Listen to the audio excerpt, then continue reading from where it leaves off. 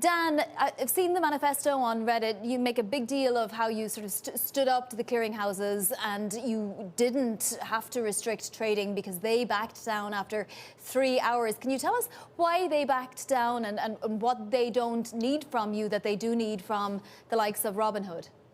Well, they did back down after a few hours. I don't know the reason why, but I can tell you that, following that call, they did increase our deposit on hand with the clearing firm because of the action that we took on Thursday.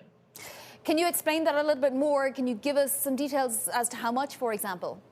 Sure. Well, I can't get into that, but I can tell you this is well within their right. Based on the risk profile of a firm, a clearing firm has the right to do a capital call, I guess in the same way that the folks at Robinhood were issued a call that I guess went unmet for a day or two while they precluded people from trading some of those high-flying stocks.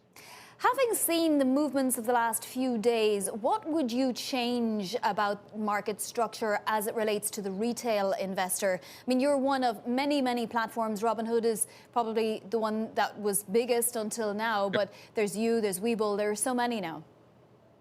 Well, I think we're seeing what, the markets are doing what the markets will do.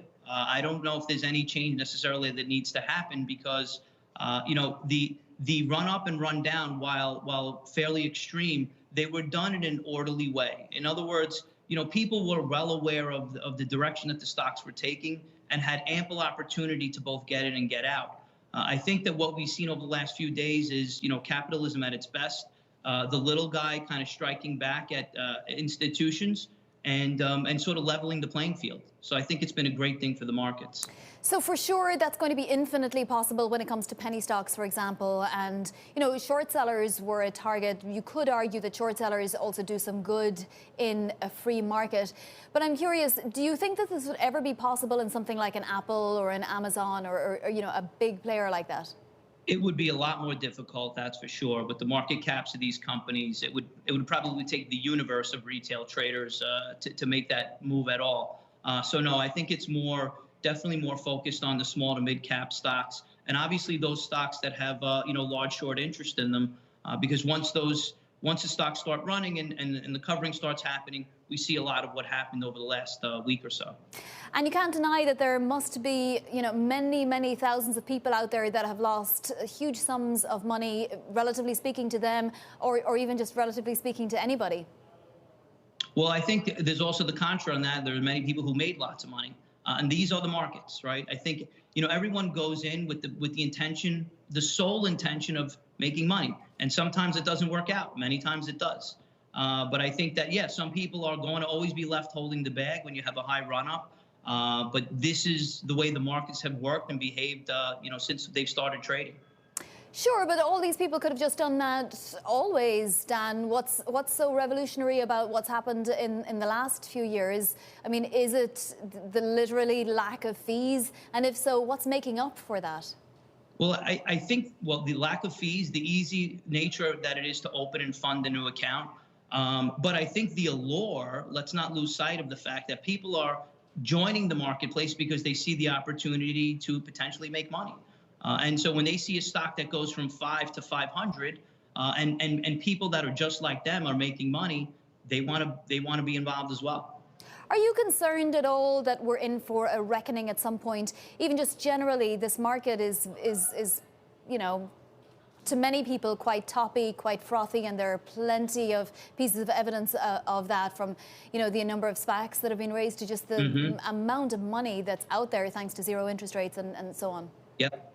I think that to your point, I mean, the Fed has really been propping up this market for the last 10 months. The inflated market really is not bolted into reality when you talk about the economy and people being at work. Everything is forward-looking right now and waiting for the day that things are going to open up. But until the Fed doesn't stop printing money and supporting with all of these, with Congress, adding all these stimulus packages, I think the market is still positioned to rise up until that stops happening. Dan, give us the recipe. Who makes for a hero with the Redditor crowd? I mean, obviously, we've seen Mark Cuban is very successful at it. Chamath is successful at it. There are other names out there that have the makings of Redditor heroes. Do they deserve this mantle? Well, listen, Redditor is a unique community. Redditor is a unique community, and I think that those folks who are kind of jumping on the same side of the little guy, appreciating the plight and kind of appreciate the way that retail investors have been kind of dumped on, in the past up until the last 2 weeks. Retail traders were always kind of the last to know. They were always pined as, the last to know on the street and the last to react. And when retail starts moving, that's when you go the other direction. So it's been interesting to see with the Teslas, the Bitcoins, the run-ups in AMCs and GME the last few weeks that, hey, these guys aren't always wrong. And a lot of times I think that they're right. And their picks are going to lead where the market goes. Retail traders' picks are going to lead where the market goes. So what's next? Tell us then. Well, today we're looking at some SINO is a high flyer today. We're seeing a lot of GME and AMC trade very volatilely.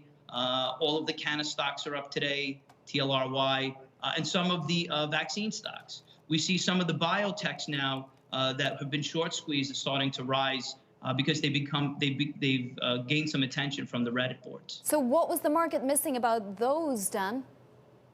Well, I think that this strategy of hedge funds being ultra short and short more than the float of the shares, I think that all of these companies now are on the radar of the retail investor.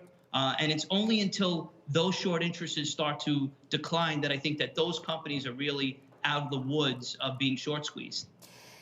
Dan, who is funding you and what's your business model? How do you make money from every extra sign-up? Because clearly you're very happy with the extra sign-ups. Well, this is a volume-based business. We don't really make anything on sign-ups. The way that we make money, one of the focuses of TradeZero is ensuring that our customers have access to trade these stocks, not just on the long side, but also on the short side. We believe that giving an investor the opportunity to choose the direction that they want to trade the stock is important, and that's a real tool in leveling the playing field.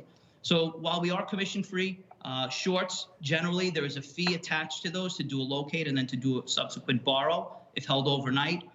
We do make some money on payment for order flow and routing orders to some exchanges that pay us a rebate.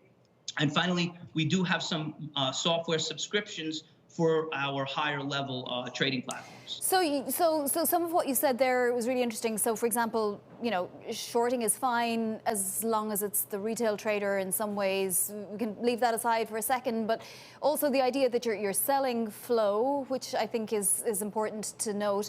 And Sure. Also the fact that what's to prevent somebody from just jumping around and deciding that you're now the enemy and they'll move to Weeble? It's like the House of Pain song, Jump Around. Great song. But for us, we need to just make sure that we are doing everything we can really to protect our customer. We want to make sure that if someone shows up here and they want to trade a stock, that it's going to be available. They want to short a stock, it's going to be available. If they're 21 years or older and they want to trade on margin and they're qualified to do so, we want to make sure that they have those tools. So for us, it's more a matter of ensuring that the investor has the tools and the access to the markets and to the stocks that they want to trade. That's our job.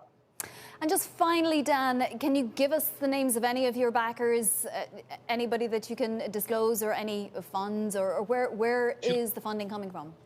We are a privately held company. I'm one of the owners. I have a few partners. So we've built this company organically with our own funding. Is Dave Portnoy one of them? He's not. He's been a great partner for us. He does trade with us.